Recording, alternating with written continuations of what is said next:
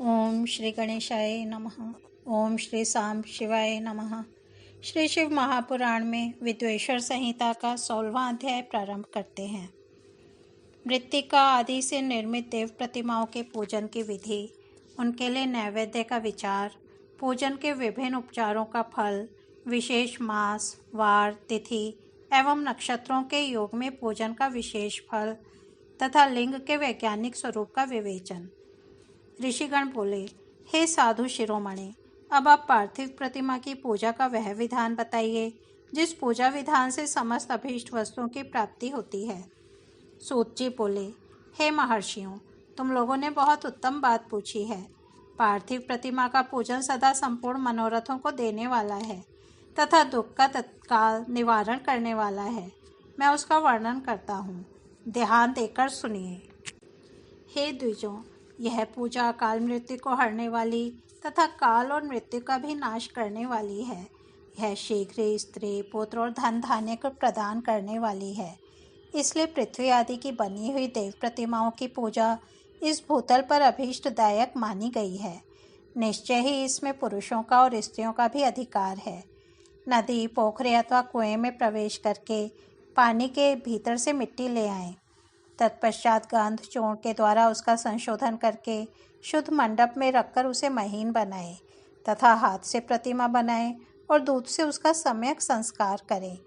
उस प्रतिमा में अंग प्रत्यंग अच्छी तरह प्रकट हुए हों तथा वह सब प्रकार के अस्त्र शस्त्रों से संपन्न बनाई गई हो। तदनंतर उसे पद्मासन पर स्थापित करके आदरपूर्वक उसका पूजन करें।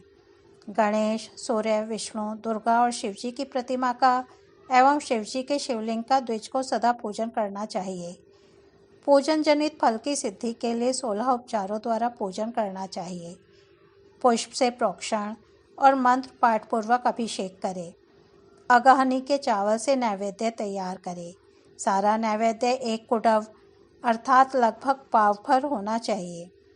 घर में पार्थिव पूजन के लिए 1 कुडव और बाहर किसी मनुष्य द्वारा स्थापित शिवलिंग के पूजन के लिए 1 प्रस्थ अर्थात सेर भर नैवेद्य तैयार करना आवश्यक है।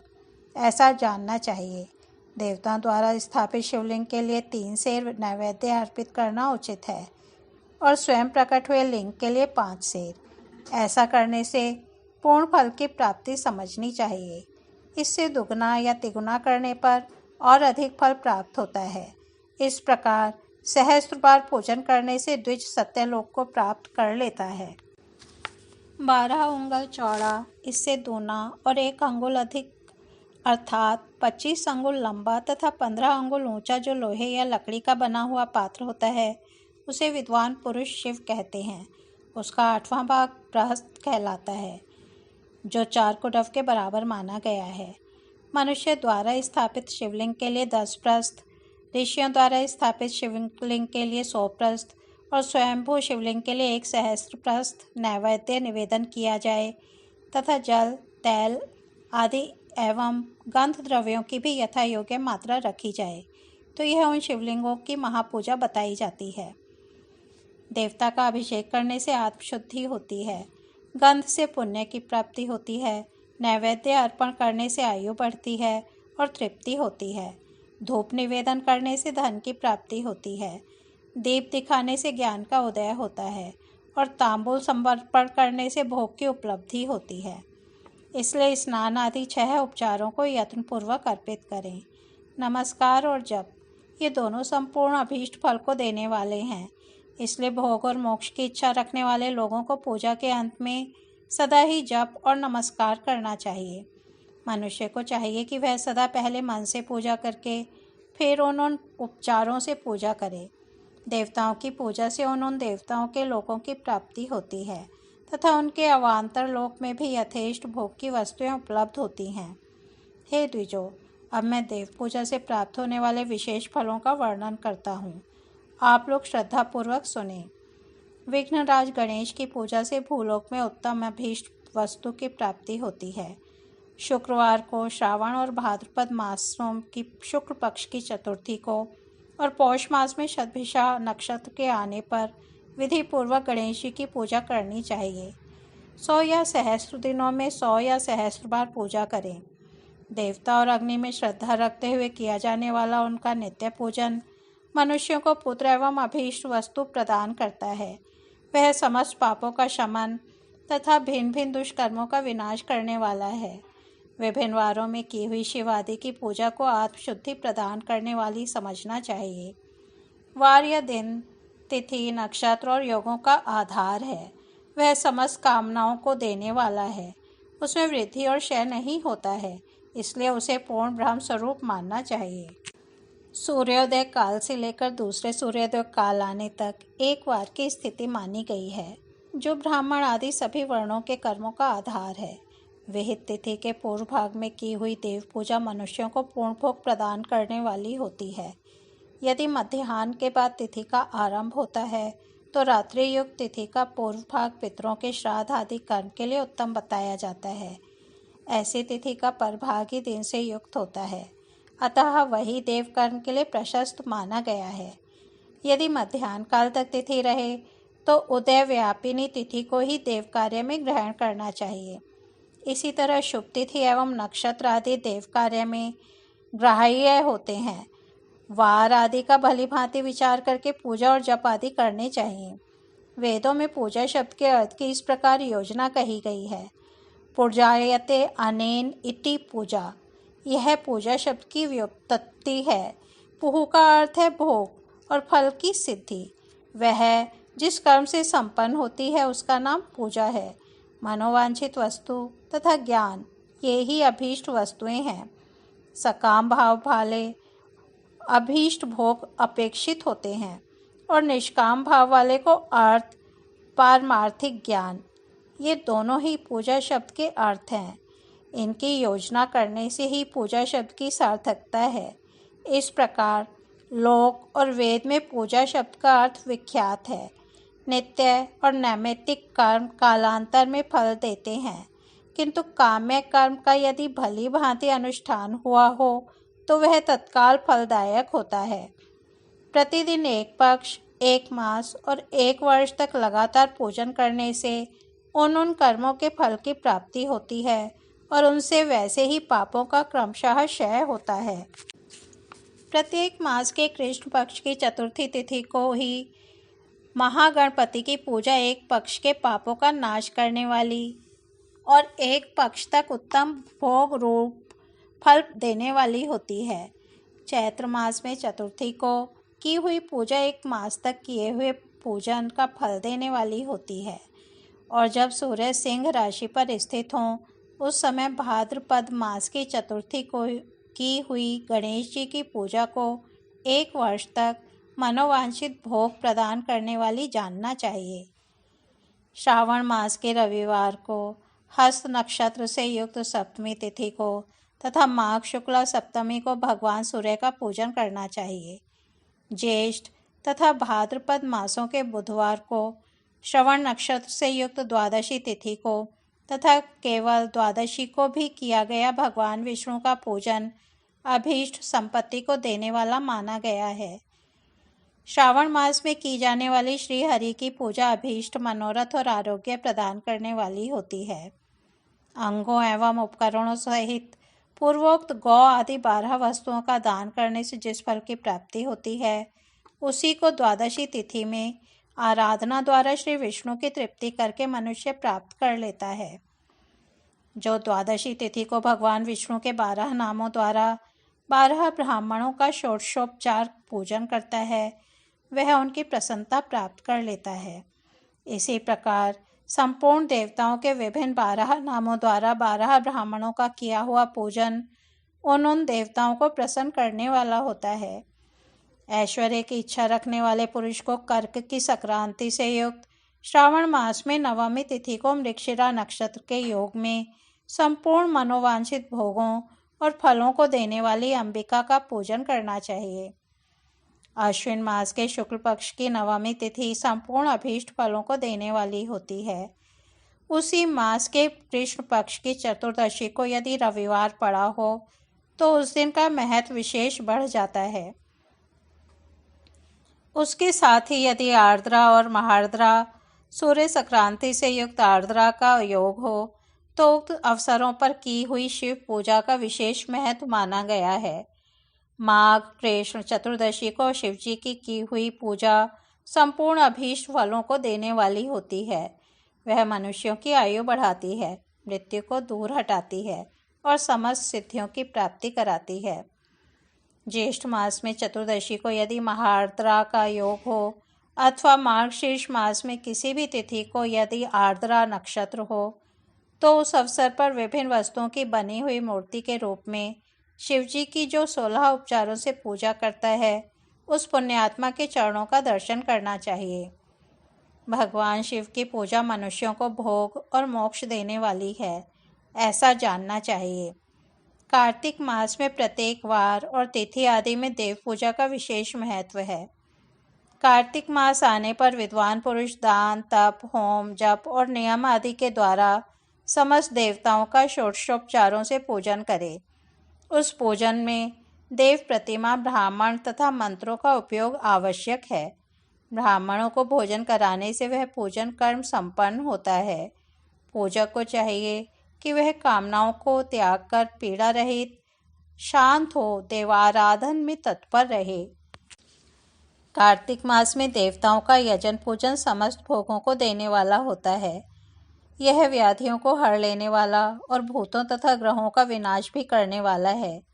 कार्तिक मास के रविवारों को भगवान सूर्य की पूजा करने और तेल तथा कपास का दान करने से मनुष्यों के कोढ़ आदि रोगों का नाश होता है। हर्रे, काली मिर्च, वस्त्र तथा दूध आदि के दान से और ब्राह्मणों की प्रतिष्ठा करने से क्षय के रोग का नाश होता है। दीप और सरसों के दान से मिर्गी का रोग मिट जाता है।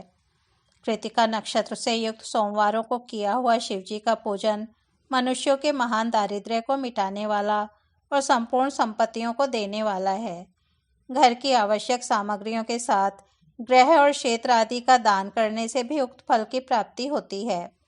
कृतिका युक्त मंगलवारों को श्री स्कंद का पूजन करने से तथा दीपक एवं घंटा आदि का दान देने से मनुष्य को शीघ्र ही वाक सिद्धि प्राप्त होती है। कृतिका युक्त बुधवारों को किया हुआ श्री विष्णु का यजन तथा दही भात का दान मनुष्य को उत्तम संतान की प्राप्ति कराने वाला होता है। कृतिका युक्त गुरुवारों को धन से ब्रह्मा जी का पूजन तथा मधु, सोना तथा घी का दान करने से मनुष्यों के भोग वैभव की वृद्धि होती है। कृतिका युक्त शुक्रवारों को गजानन गणेश जी की पूजा करने से तथा गंध, पुष्प एवं अन्न का दान देने से मानवों के सुख भोगने योग्य पदार्थों की वृद्धि होती है। उस दिन सोना, चांदी आदि का दान करने से वंध्या को भी उत्तम पुत्र की प्राप्ति होती है। कृतिका युक्त शनिवारों को दिक्पालों की वंदना, दिग्गजों, नागों, सेतुपालों का पूजन और त्रिनेत्रधारी रुद्र तथा पापहारी विष्णु का पूजन ज्ञान की प्राप्ति कराने वाला है।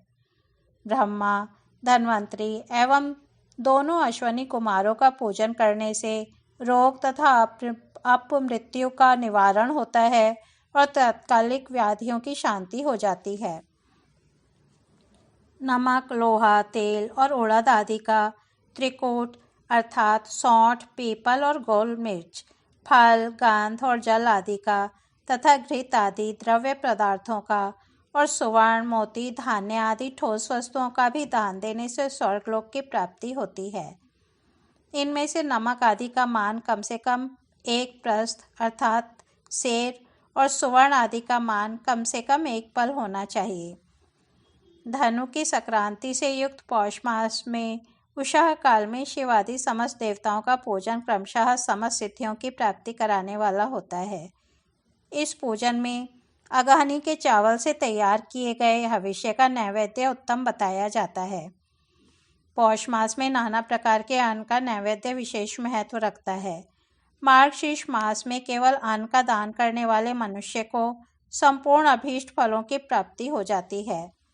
मार्गशीर्ष मास में अन्न का दान करने वाले मनुष्य के सारे पाप नष्ट हो जाते हैं। वह अभीष्ट सिद्धि, आरोग्य, धर्म, वेद का सम्यक ज्ञान, उत्तम अनुष्ठान का फल, इहलोक और परलोक में महान भोग तथा अंत में सनातन योग अर्थात मोक्ष तथा वेदांत ज्ञान की सिद्धि प्राप्त कर लेता है। जो भोग की इच्छा रखने वाला है वह मनुष्य मार्गशीर्ष मास आने पर कम से कम 3 दिन भी उषा काल में अवश्य देवताओं का पूजन करे और पौष मास को पूजन से खाली न जाने दे। उषा काल से लेकर संगव काल तक ही पौष मास में पूजन का विशेष महत्व बताया गया है। पौष मास में पूरे महीने भर जितेंद्रिय और निराहार रहकर द्विज प्रातः काल से मध्याह्न काल तक वेद माता गायत्री का जप करे। तत्पश्चात रात को सोने के समय तक पंचाक्षर आदि मंत्रों का जप करे। ऐसा करने वाला ब्राह्मण ज्ञान पाकर शरीर छूटने के बाद मोक्ष प्राप्त कर लेता है। द्विजेतर नर नारियों को त्रिकाल स्नान और पंचाक्षर मंत्र के ही निरंतर जप से विशुद्ध ज्ञान प्राप्त हो जाता है। इष्ट मंत्रों का सदा जाप करने से बड़े पापों का भी नाश हो जाता है। पौष मास में विशेष रूप से महानैवेद्य चढ़ाना चाहिए। यहाँ बताई सभी वस्तुएं 12 की संख्या में समझनी चाहिए। चावल 12 भार, काली मिर्च 12 प्रस्त, मधु और घृत 12 कुडव, मूंग 12 द्रोण, 12 प्रकार के व्यंजन, घी में तले हुए पुए, लड्डू और चावल के मिष्टान 12 प्रस्त, दही और दूध और 12 नारियल आदि फल, 12 सुपारी, कर्पूर, कत्था और 5 प्रकार के सुगंध द्रव्यों से युक्त 36 पत्ते पान से महानैवेद्य बनता है। इस महानैवेद्य को देवताओं को अर्पण करके वर्णानुसार उस देवता के भक्तों को दे देना चाहिए। इस प्रकार के ओदन नैवेद्य से मनुष्य पृथ्वी पर राष्ट्र का स्वामी होता है। महानैवेद्य के दान से स्वर्ग प्राप्ति होती है। हे द्विज श्रेष्ठों, 1000 महानैवेद्यों के दान से सत्यलोक प्राप्त होता है और उस लोक में पूर्णायु प्राप्त होती है एवं 30,000 महानैवेद्यों के दान से उसके ऊपर के लोकों की प्राप्ति होती है तथा पुनर्जन्म नहीं होता। 36,000 महानैवेद्यों को जन्म नैवेद्य कहा गया है। उतने नैवेद्यों का दान महापूर्ण कहलाता है। महापूर्ण नैवेद्य ही जन्म नैवेद्य कहा गया है। जन्म नैवेद्य के दान से पुनर्जन्म नहीं होता। कार्तिक मास में संक्रांति, व्यतिपात, जन्म नक्षत्र, पूर्णिमा आदि किसी पवित्र दिन को जन्म नैवेद्य चढ़ाना चाहिए। संवत्सर के प्रारंभिक दिन को भी उत्तम जन्म नैवेद्य का अर्पण करना चाहिए। किसी अन्य महीने में भी जन्म नक्षत्र के पूर्ण योग के दिन तथा अधिक पुण्य योगों के मिलने पर धीरे धीरे 36,000 महानैवेद्य अर्पण करें। जन्म नैवेद्य के दान से जन्मार्पण का फल प्राप्त होता है। जन्मार्पण से प्रसन्न होकर भगवान शंकर अपना सायुज्य प्रदान करते हैं। इसलिए इस जन्म नैवेद्य को शिव को ही अर्पण करना चाहिए। योनि और लिंग रूप में विराजमान शिव जन्म को देने वाले हैं। अतः पुनर्जन्म की निवृत्ति के लिए जन्म नैवेद्य से शिव की पूजा करनी चाहिए। सारा चराचर जगत बिंदु नाद स्वरूप है। बिंदु शक्ति है और नाद शिव। इस तरह यह जगत शिव शक्ति स्वरूप ही है। नाद बिंदु का और बिंदु इस जगत का आधार है। ये बिंदु और नाद अर्थात शक्ति और शिव संपूर्ण जगत के आधार रूप से स्थित हैं। बिंदु और नाद से युक्त सब कुछ शिव स्वरूप है, क्योंकि वही सबका आधार है। आधार में ही आधेय का समावेश अथवा लय होता है। यही सकलीकरण है। इस सकलीकरण की स्थिति से ही सृष्टि काल में जगत का प्रादुर्भाव होता है, इसमें संशय नहीं है। शिवलिंग बिंदुनाद स्वरूप है, अतः उसे जगत का कारण बताया जाता है। बिंदु देवी है और नाद शिव, इन दोनों का संयुक्त रूप ही शिवलिंग कहलाता है। अतः जन्म के संकट से छुटकारा पाने के लिए शिवलिंग की पूजा करनी चाहिए। बिंदु रूपा देवी उमा माता हैं और नाद स्वरूप भगवान शिव पिता। इन माता पिता के पूजित होने से परमानंद की ही प्राप्ति होती है। अतः परमानंद का लाभ लेने के लिए शिवलिंग का विशेष रूप से पूजन करें। वे देवी उमा जगत की माता हैं और भगवान शिव जगत के पिता। जो इनकी सेवा करता है उस पुत्र पर इन दोनों माता पिता की कृपा नित्य अधिकाधिक बढ़ती रहती है। वे पूजक पर कृपा करके उसे अपना आंतरिक ऐश्वर्य प्रदान करते हैं। अतः हे मुनीश्वरों, आंतरिक आनंद की प्राप्ति के लिए शिवलिंग को माता पिता का स्वरूप मानकर उसकी पूजा करनी चाहिए। भर्ग अर्थात शिव पुरुष रूप है और भर्गा शिवा अथवा शक्ति प्रकृति कहलाती है। अव्यक्त आंतरिक अधिष्ठान रूप गर्भ को पुरुष कहते हैं और सुव्यक्त आंतरिक अधिष्ठानभूत गर्भ को प्रकृति। पुरुष आदि गर्भ है और वह प्रकृति रूप गर्भ से युक्त होने के कारण गर्भवान है, क्योंकि वही प्रकृति का जनक है। प्रकृति में जो पुरुष का संयोग होता है, यही पुरुष से उसका प्रथम जन्म कहलाता है। अव्यक्त प्रकृति से महत तत्व आदि के क्रम से जो जगत का व्यक्त होना है, यही उस प्रकृति का द्वितीय जन्म कहलाता है। जीव पुरुष से ही बार बार जन्म और मृत्यु को प्राप्त करता है। माया द्वारा अन्य रूप से प्रकट किया जाना ही उसका जन्म कहलाता है।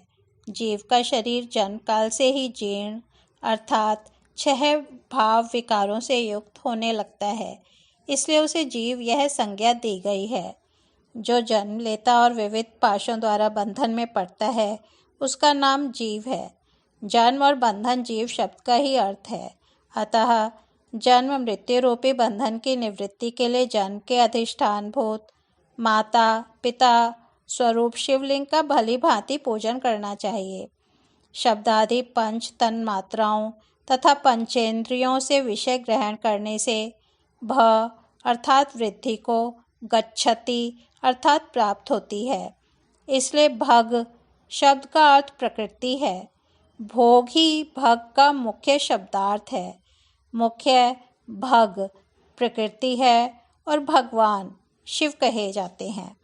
भगवान ही भोग प्रदान करते हैं, दूसरा कोई नहीं दे सकता। भग अर्थात प्रकृति का स्वामी भगवान ही विद्वानों द्वारा भर्ग कहा जाता है। भग प्रकृति से संयुक्त परमात्म लिंग और लिंग युक्त संयुक्त भग प्रकृति ही श्लोक और परलोक में नित्य भोग प्रदान करते हैं। अतः भगवान महादेव के शिवलिंग की पूजा करनी चाहिए। संसार को उत्पन्न करने वाले सूर्य हैं और उत्पन्न करने के कारण जगत ही उनका प्रत्यक्ष चिन्ह है, इसलिए उनका एक नाम भग भी है। पुरुष को लिंग में जगत को उत्पन्न करने वाले लिंगी की ही पूजा करनी चाहिए। सृष्टि के अर्थ को बताने वाले चिन्ह के रूप में ही उसे लिंग कहा जाता है। लिंग परम पुरुष शिव का बोध कराता है। इस प्रकार शिव और शक्ति के मिलन के प्रतीक को ही शिवलिंग कहा गया है। अपने चिन्ह के पूजन से प्रसन्न होकर महादेव उस चिन्ह के कार्य रूप जन्मादि को समाप्त कर देते हैं तथा पूजक को पुनर्जन्म की प्राप्ति नहीं होती। अतः सभी लोगों को यथा प्राप्त बाह्य और मानसिक षोडशोपचारों से शिवलिंग का पूजन करना चाहिए। रविवार को की गई पूजा पुनर्जन्म का निवारण कर देती है। रविवार को महालिंग की प्रणव अर्थात ओम से ही पूजा करनी चाहिए। उस दिन पंचगव्य से किया गया अभिषेक विशेष महत्व का होता है। गोबर, गौमूत्र, गोदुग्ध, उसका दही और गोघृत ये पंचगव्य कहे जाते हैं। गाय का दूध, गाय का दही और गाय का घी, इन तीनों को पूजन के लिए शहद और शक्कर के साथ पृथक पृथक भी रखें और इन सबको मिलाकर सम्मिलित रूप से पंचामृत भी तैयार कर लें। इनके द्वारा शिवलिंग का अभिषेक एवं स्नान कराएं। फिर गाय के दूध और अन्न के मेल से नैवेद्य तैयार करके प्रणव मंत्र के उच्चारण पूर्वक उसे भगवान शिव को अर्पित करें। संपूर्ण प्रणव को ध्वनि लिंग कहते हैं। स्वयंभू लिंग नाद स्वरूप होने के कारण नाद लिंग कहा गया है। यंत्र या अर्घा बिंदु स्वरूप होने के कारण बिंदु लिंग के रूप में विख्यात है। उसमें अचल रूप से प्रतिष्ठित जो शिवलिंग है वह मकार स्वरूप है, इसलिए मकार लिंग कहलाता है।